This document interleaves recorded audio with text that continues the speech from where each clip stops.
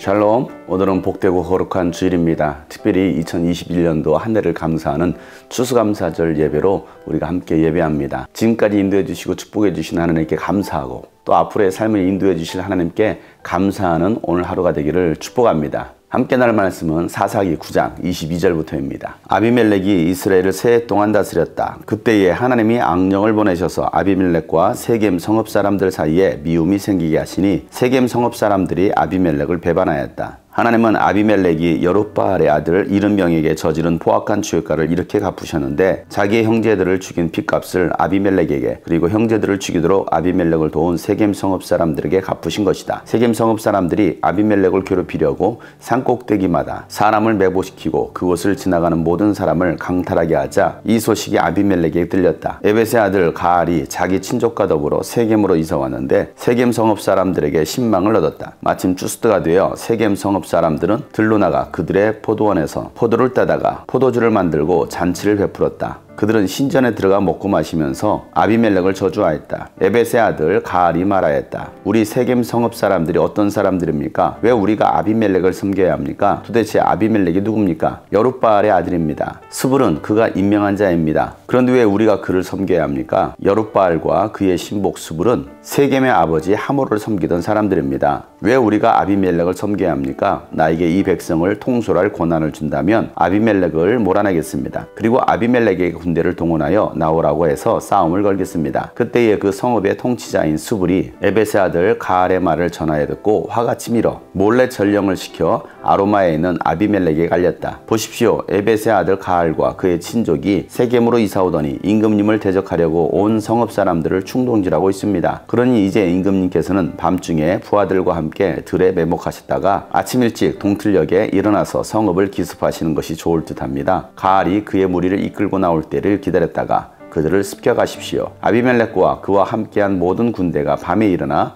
세겜 옆에 네 무리로 나누어 매복하였다. 에벳의 아들 가알이 나와서 성문 어귀에 서니 아비멜렉과 그의 군대가 매복한 곳에서 나왔다. 가알이 그 군대를 보고 스불에게 말하였다. 보시오, 사람들이 산꼭대기에서 아래로 내려오고 있어. 그러자 스불이 그에게 대꾸하였다. 산 그림자가 사람들처럼 보이는 것이겠지요. 다시 가알이 말하였다. 보시오, 사람들이 높은 지대에서 내려오고 또 한때는 무오느님 상수리 나무 쪽에서 내려오고 있어. 그제야 스불이 그에게 말하였다. 아비멜렉이 누구이기에 우리가 그를 섬기겠는가 하고 큰 소리치던 그 용기는 지금 어디로 갔어? 저들이 바로 당신을 업신 여기던 사람들 아니요? 어서 나가서 싸워보시오. 가알은 세겜 성읍 사람들을 거느리고 앞장서 나가 아비멜렉과 싸웠다. 그러나 그는 아비멜렉에게 쫓기어 그 앞에서 도망하였고 많은 사상자가 성문 앞까지 널렸다. 아비멜렉은 아로마로 돌아가고 스불은 가알과 그의 친족을 쫓아내어 세겜에서 살지 못하게 하였다. 그 다음날 아비멜렉은 세겜 사람들이 들로 나갔다는 소식을 들었다. 그는 자기 군대를 이끌고 나가서 세 대로 나누어 들에 매복하고 있다가 그들이 성읍을 나서는 것을 보고 일제히 일어나 그들에게 달려들어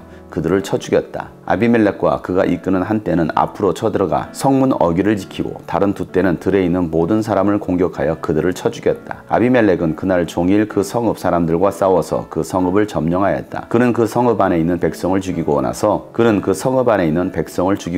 성읍을 헐고 거기에 소금을 뿌렸다. 아멘.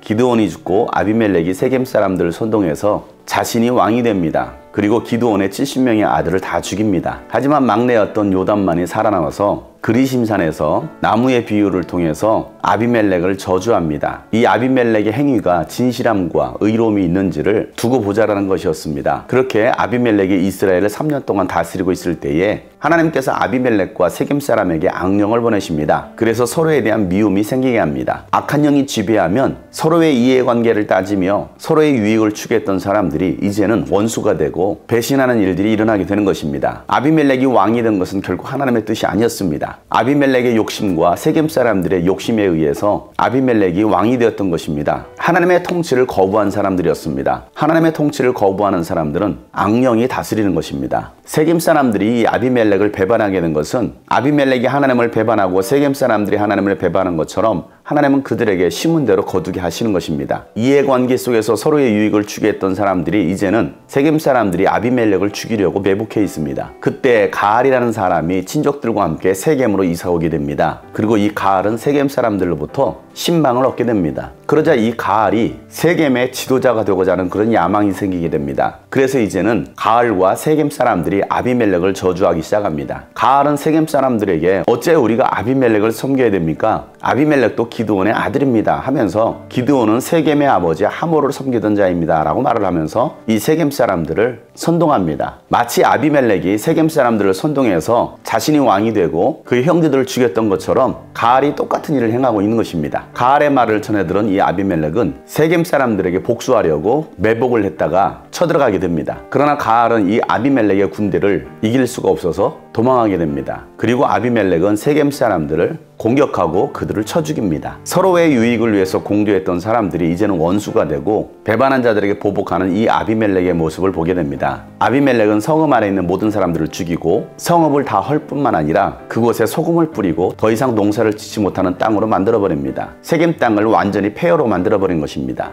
이 아비멜렉의 모습과 이 세겜 사람들의 모습을 통해서 세겜 사람들은 아비멜렉을 이스라엘의 왕으로 세웠지만 이스라엘의 왕이었던 이 아비멜렉은 결코 이스라엘 백성들에게 구원을 주지 못했습니다. 오히려 죽이고 멸망시키는 일에 처참한 복수로 끝나게 됩니다. 처음에라는 형제라고 가족이라고 말했지만 육신을 따른 형제는 형제가 아니라 원수가 되었던 것입니다. 요담이 그리심산에서 이 세겜 사람들에게 예언했던 것처럼 당신들이 아비멜렉을 왕으로 세운 일이 과연 의롭고 진실한지를 생각해 보라고 물었던 이 요담의 질문이 결코 세겜 사람들의 선택과 행동이 진실하지도 의롭지도 않았다는 것이 드러나게 된 것입니다. 이 모습이 사사시대의 이스라엘 백성들의 모습이었고 하나님을 떠난 백성들의 모습이었습니다. 교회 공동체는 서로의 이해관계로 이루어진 공동체가 아닙니다. 서로를 책임지고 서로 사랑하고 섬기는 공동체입니다. 예수님께서 변함없이 우리를 사랑하신 것처럼 그 사랑의 관계로 이루어질 때만이 공동체가 안전하게 유지가 될 수가 있는 것입니다. 달면 삼키고 쓰면 뱉는 그런 공동체가 아니라 어떠한 상황 속에서도 변함없이 사랑하고 이해하고 섬길 수 있는 주님이 꿈꾸신 그러한 교회 공동체가 되기를 간절히 소망합니다. 샬롬.